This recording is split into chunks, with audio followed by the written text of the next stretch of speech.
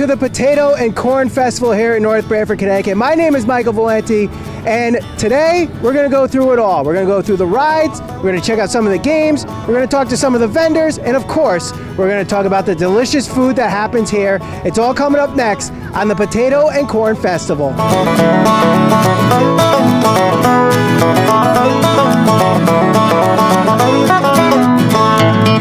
right, I'm here with Bill, and Bill is, I guess, the guy whose main purpose here is to feed everybody at the Potato and Corn Festival, because he's the one providing all the potatoes and corn in this huge, big cooker.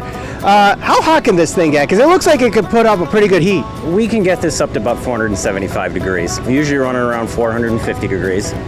450 degrees, and how long does it take for these potatoes and corn to cook? Well, the potatoes take about 80 minutes or so, and sometimes we do them a little less. We put them in these coolers afterwards, and that keeps them warm. Sometimes they cook a little bit more in there. If we're cooking corn, it's about 50 minutes or so, and again after that they go back in here to keep them warm. Okay, so about how many potatoes do you guesstimate you will be cooking this weekend? This weekend, I guesstimate, let's say I did 1,000 potatoes last night. I estimate probably 1,200 today, probably another 800 tomorrow. So that's a lot of potato cooking. And corn too. I'm sure a lot of corn is going to be cooked here as well. The same amount. About the same amount. Is there like a special technique to make sure they're cooking right, or is it just pop them in and that's it? We've been doing this a lot of years, so we kind of know that it's 80 minutes, and of course periodically you have to quality control one too. And how many have you quality controlled so far? I limit myself to 4 a day. 4 a day. That's a lot of potassium though. It's a lot of potassium. A lot of toppings go on baked potatoes. So what are you guys offering this year? There's chili, there's cheese, there's bacon bits, there's mushrooms, there's broccoli, and you can make yourself a good looking potato. All right, so one of the big go-to places at the Potato and Corn Festival, once you have your potato and corn, you gotta have a steamed cheeseburger with it. And running the tent this year is Council 6801 of the Knights of Columbus. They serve steamed cheeseburgers, and in the morning they serve bacon, egg, and cheese sandwiches. I'm here with Rich. Rich, tell us a little bit about your council and the Knights of Columbus. Well, the Knights of Columbus in general is a benefit society for its members, and we do a lot of charity work. All the money that we raise finds a home somewhere charitably. Now, you mentioned the steamed cheeseburger. You started it 5 years ago. Most people, they'll put it on a griddle, a grill, a frying pan. Very rarely do you see the steamed cheeseburger. Is it just because it's faster? Does it make it a more moist burger? What made you guys decide to go with steamed cheeseburgers? Well, everybody does a grilled burger, and this way we were able to make a bigger patty. Goes into a tray, and the steam actually cooks it.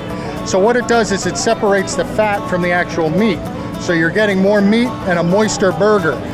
So, you know, we kind of joke around and call it a diet burger, but, you know, it's still a burger. Right. And how many burgers do you think you served between the whole weekend on a guesstimate?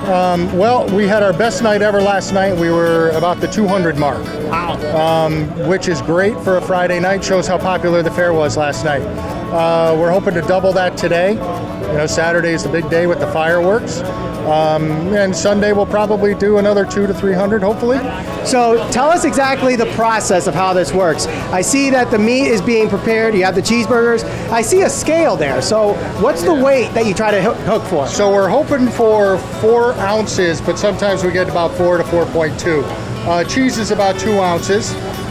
They go into the trays, which you see over there, but it looks much better when you take it out here. Wow. So if you get in here, there are 4 layers to this, 2 with cheese, kind of like a pizza chef. And then the burgers are in these trays. These aren't quite done yet. As you can see, they're still a little pink. So we get them up to 160 degrees before we can take them out.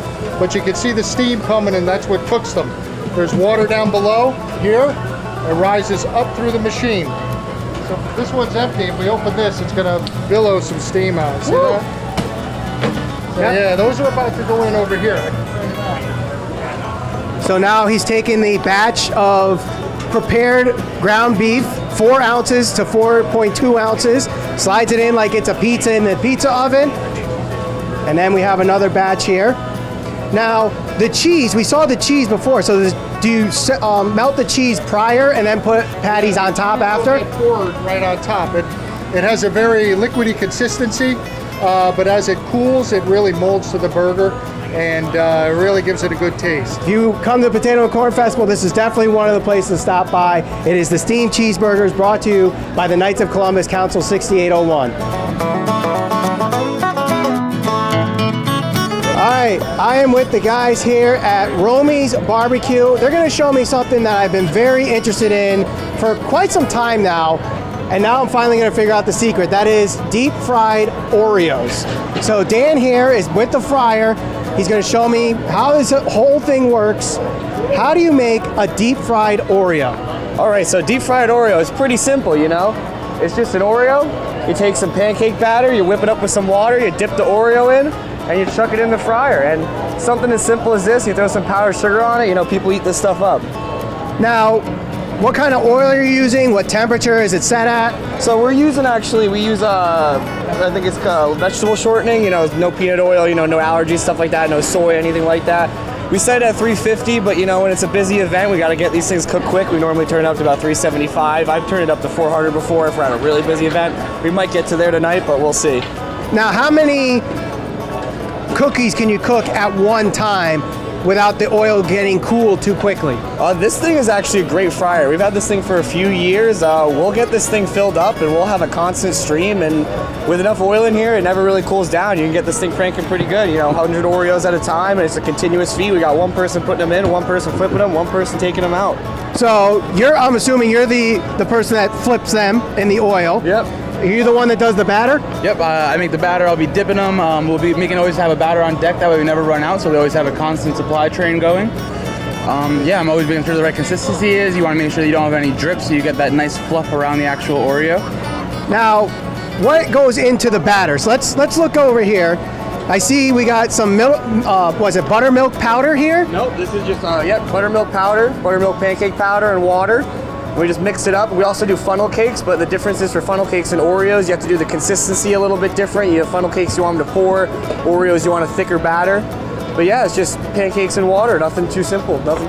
Is there like a proportion, like 2-to-1 for batter, water? In the beginning of doing this, we had proportions, but after doing it for 5, 6, 7 years, I just kind of do it by eye at this point. So it's just by eye. You just have to see how thick it is. The thicker, the better. Yeah. You want to get the perfect consistency. You don't want too runny so that the batter doesn't fall apart in the fryer, but you want just thick enough where you still get a nice chewy golden dough around the Oreo. Now, I've never had a fried Oreo.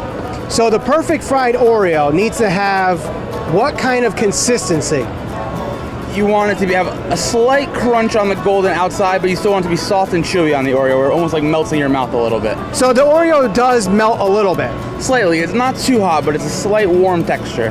Okay. And have you seen it done before? Can you dunk these in milk? I haven't personally tried it, but I don't see why we shouldn't. I mean, Oreos go great with milk. Why not a deep fried Oreo? All right, so we got some coming off. So we got a line here, so we'll let them get the Oreos, and then we'll try one out as well. So that is it. For those that are wondering how deep fried Oreos are made, that's how they're made.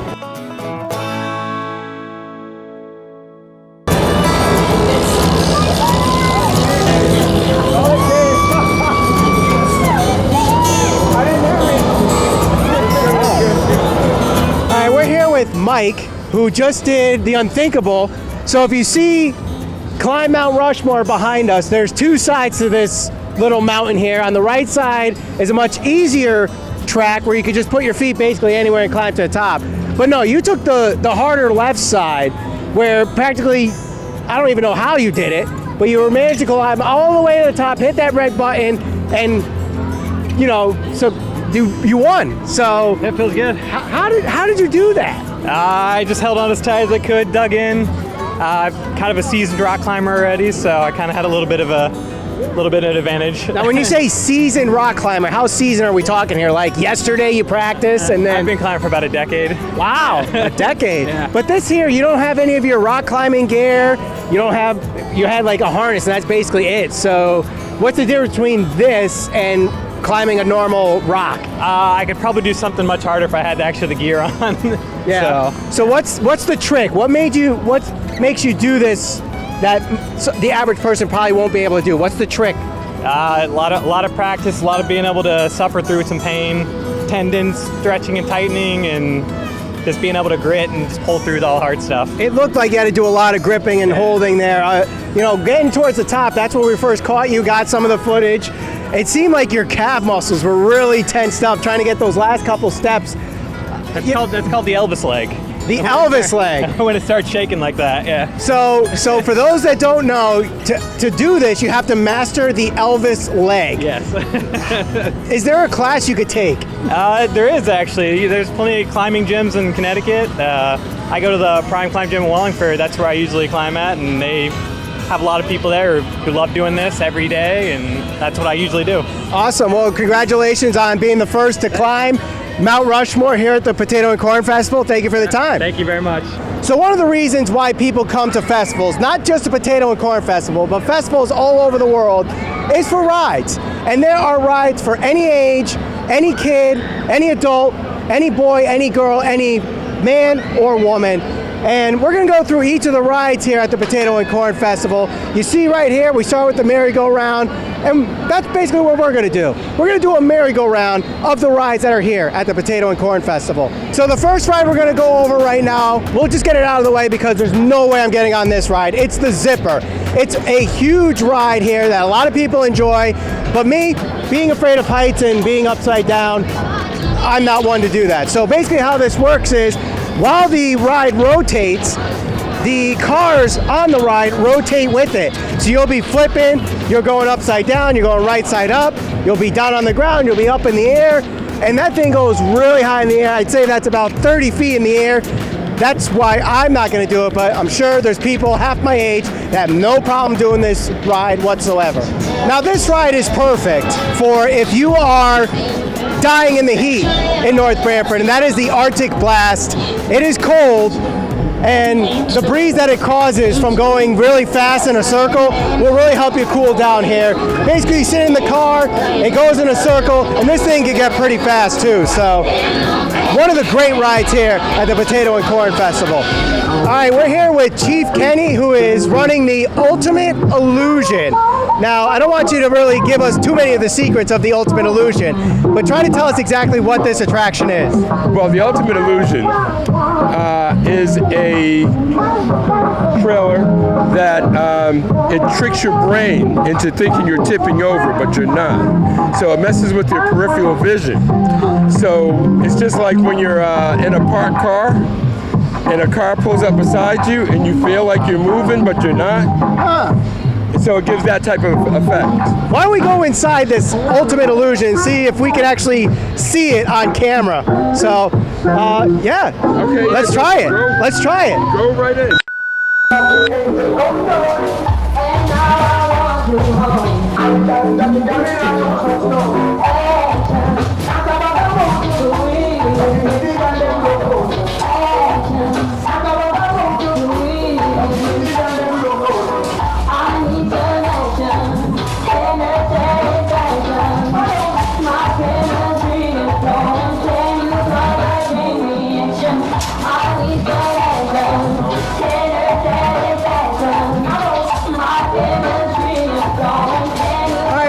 The end of our ride tour here at the Potato and Corn Festival, and I want to look at these two rides here. First, to my left here, this one is called the Freak Out, and there's a good reason why it's called the Freak Out. This thing, when it's operating, swings back and forth, and while it's swinging, the car that's holding all the riders, that spins in a 360-degree circle here. So obviously a reason for people to freak out. Me, obviously a ride that I will not be going on. But then if you go to your right here, it's a very similar ride. You're not getting swung back and forth, suspended 50 feet in the air, but this is the rocking tug. While sitting in a boat, you're rocking back and forth, and the boat goes in a circle as well. So this is a great ride for kids, great for adults. All right, I wanted to save the best ride for last because I think this is going to be the most popular ride of the weekend. It is Top Gun.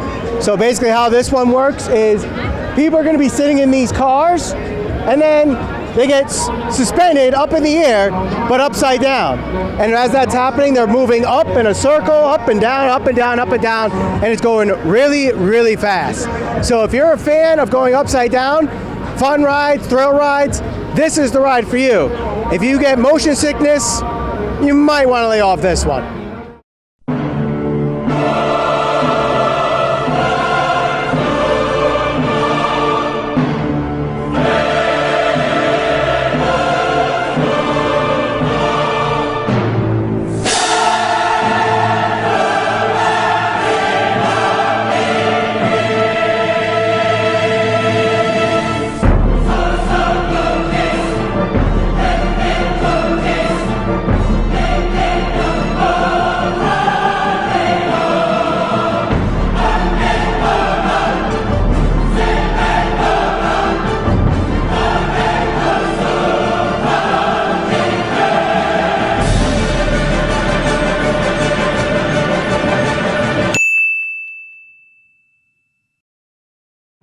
All right, there's many volunteers at the Potato and Corn Festival that do lots of things. They help with the parking, they help with the food, they help with the rides, they help with all the guests, but there's one volunteer more important than anybody here at the Potato and Corn Festival. It's the voice of the North Branford Potato and Corn Festival. You might remember his voice from WPLR 99.1 FM. It is the former Knights guy here, Mike Pradati, a dear friend of mine, former co-employee. We worked with each other. So Mike, how long has it been that you've been the voice of the Poco Fest? This is the 18th year. I'm going to say this is my 16th year doing this. So I got on board when we went from a one-day tournament to a one-day festival to a three-day festival. So this is my 16th year doing this, and I love it. I have a blast doing this. Now, both of us know that in order to get onto the radio, you need to give a demo to show how good you are with the microphone. Did you have to give a demo on being the voice of the Poco Fest? Like, what was the process? Was there an audition, or was it just like, hey, you know you're good with the mic, here's the mic, talk? As you know, no one wants to talk. Public speaking is a big fear of everybody. So they said, oh, you've done this before. Here, do this. It was a one-year demo. And it turned into my Poco career now. Yep. So what do they have you announce? I know you're talking about different things. You just gave a plug to Totucket TV being here. Do they give you a script, or you just kind of look around and go, hey, we got this going on, we got that going on? You know, I have a list of events that's going on throughout the day, and to me, everyone on this festival is just as important. Everyone on the fairgrounds is as important as the next person, so I try to mention everything that's here. The vendors need to be mentioned. I want people to go visit the vendors. We've got great crafts. We've got great food vendors. I want everyone here to feel just as important as the bands that are here. So I mention everything. I look on the schedule. If I see 12 o'clock, there's something coming up, I make sure I mention the event at 12 o'clock. We have a crab walk at 12 o'clock. I've been talking about that for the last 20 minutes. So I read the schedule. Now, we have different contests that happen. You talk about the crab walk. We have a jump rope run, corn husking.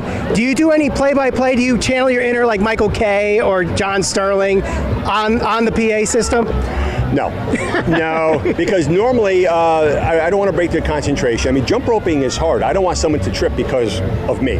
But I'm usually off doing something different. I never really get a time to rest here. So there's always something different going on. So I set up the contest, and then I'm off to a different event. Now, of course, the big trick to using your voice is hydration. How often are you drinking water, especially on a hot day like this? Nonstop. I have water bottles I got Ashley offering me water right now. I got water bottles in my bag here.